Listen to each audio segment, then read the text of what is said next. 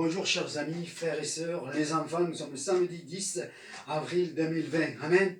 Et nous allons vivre une merveilleuse journée en compagnie de notre Seigneur, amen.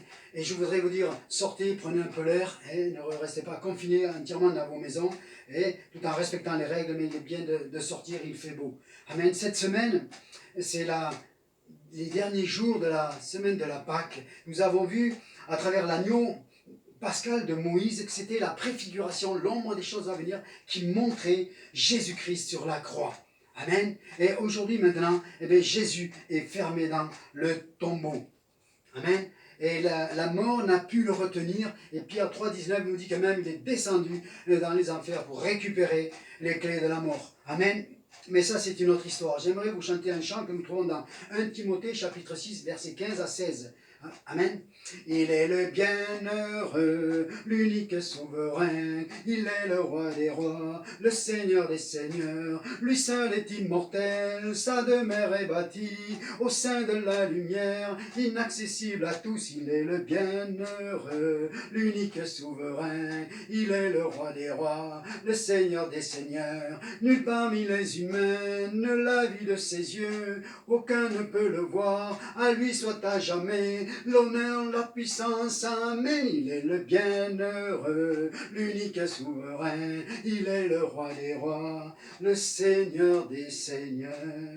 Amen. Nous allons lire Ésaïe 53, verset 9, il est dit « On a mis son sépulcre parmi les méchants, tombeau avec le riche, point qu'il n'était point... Il n'avait point commis de violence et qu'il n'y eut point de fraude dans sa bouche. » Amen. Et cette parole prophétisée 800 ans avant s'est accomplie. Nous allons voir dans Matthieu, chapitre 27, verset 57. « Le soir étant venu, arriva un homme riche d'Arimathée nommé Joseph, lequel était aussi disciple de Jésus, se rendit vers Pilate et demanda le corps de Jésus. Et Pilate ordonna de le remettre. Joseph prit le corps, l'enveloppa dans un linceul blanc et le déposa dans un sépulcre neuf qui s'était fait tailler dans le roc, puis il roula la grande pierre à l'entrée du sépulcre et il s'en alla. Amen. Nous allons voir l'évangile de Jean, ce qu'elle nous dit à ce sujet-là. Jean, donc chapitre 19, verset 38. « Après cela, Joseph d'Arimathée, qui était disciple de Jésus, mais en secret, par crainte des Juifs, demanda à Pilate la permission de prendre le corps de Jésus. Et Pilate le permit. Il vint donc et prit le corps de Jésus. Nicodème, qui auparavant était allé de nuit vers Jésus, vint aussi apportant un mélange d'environ 100 livres de myrrhe et d'aloès. Ils prirent donc le corps de Jésus, l'enveloppèrent de bandes avec les aromates, comme c'est la coutume d'ensevelir chez les Juifs. Or, il y avait un jardin dans le lieu où Jésus avait été crucifié. Et dans le jardin, un sépulcre neuf où personne encore n'avait été mis. Ce fut là qu'il fut déposé. Amen. Amen. Cette prophétie s'est accomplie. Amen.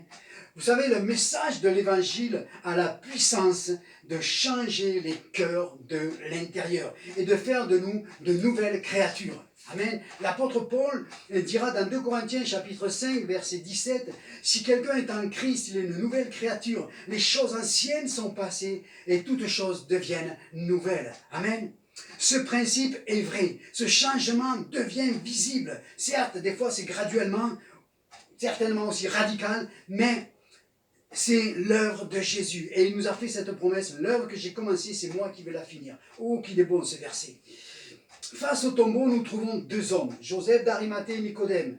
Puisque l'évangile nous laisse ces deux hommes, ces deux personnages, il est important de voir leur changement.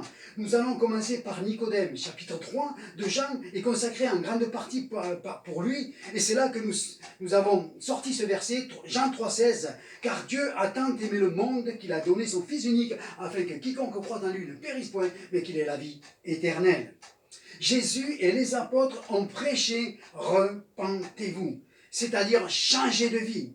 Vous avez manqué le but, revenez de vos mauvaises voies.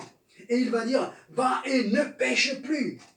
Dans le chapitre 4 de Jean, nous trouvons l'histoire de la Samaritaine et nous trouvons bien d'autres histoires des contemporains de Jésus. Curieusement, c'est au chef religieux, docteur de la loi, probablement un enseignant d'Israël, quelqu'un qui connaissait l'Ancien Testament sur le bout des doigts. à qui Jésus dit « Il te faut naître de nouveau ». Cela nous montre l'impasse dans laquelle la religion conduit les hommes et deviennent imperméables à l'esprit, à la foi, à l'espérance, à l'amour. Surtout la révélation a du mal à percer les cœurs et parce qu'ils sont guidés exclusivement par la lettre. Amen. Ils sont imbus souvent de leur connaissance, mais l'amour ne transparaît plus. C'est pour cela que Jésus dira, si vous ne devenez comme un petit enfant. Pour Joseph d'Arimathée, lui, il avait reconnu que Jésus était le Fils de Dieu. Et il était devenu disciple de Jésus en secret. Amen. Il avait peur des autorités.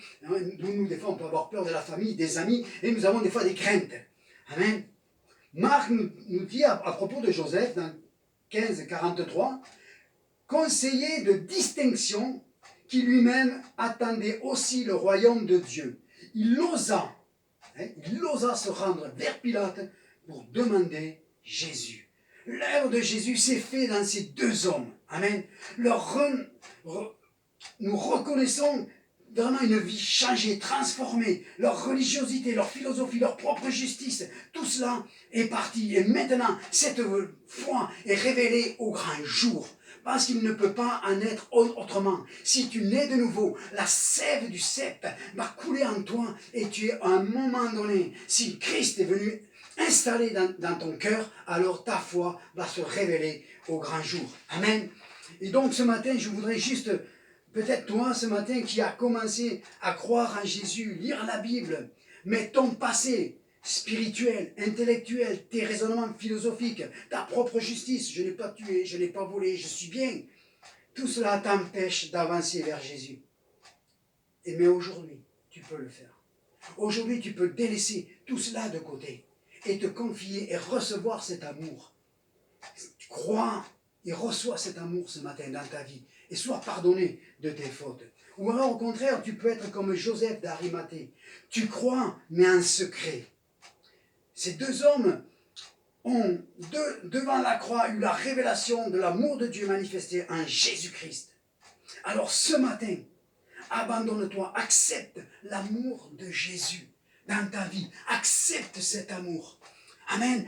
Tu as peut-être un héritage philosophique ou religieux derrière toi, comme Nicodème, mais tu as besoin de naître de nouveau et de rentrer dans la révélation de l'Évangile. Amen. Toi, tu crois, mais tu as peur, peut-être tu as honte de tes collègues de travail, de tes enfants, de ta famille. Qu'est-ce qu'ils vont dire? Qu'est-ce que le voisin va dire quand je vais affirmer ma foi? Sache que Jésus est avec toi. Il nous a remplis du Saint-Esprit et il te remplira du Saint-Esprit afin que tu deviennes un témoin brûlant. Ce n'est pas par nous-mêmes que nous témoignons de Jésus, mais c'est parce que le Saint-Esprit en toi, la révélation de l'amour de Dieu, fait que tu as envie de parler de cet amour aux autres. Alors je prie pour toi ce matin. Père, je te remercie ce matin d'étendre ta main sur chacun de ceux qui ont entendu. Seigneur mon Dieu, nous savons que, Seigneur, sans toi, nous ne pouvons rien faire. Nous savons que la révélation, c'est le Saint-Esprit qui l'accorde dans les cœurs, Seigneur. Alors je te prie ce matin, Seigneur mon Dieu, que vraiment les cœurs soient touchés et qu'ils laissent tomber tout ce qui les retient, Seigneur mon Dieu, afin qu'ils puissent venir se plonger dans tes bras d'amour ce matin, dans le nom de Jésus. Amen.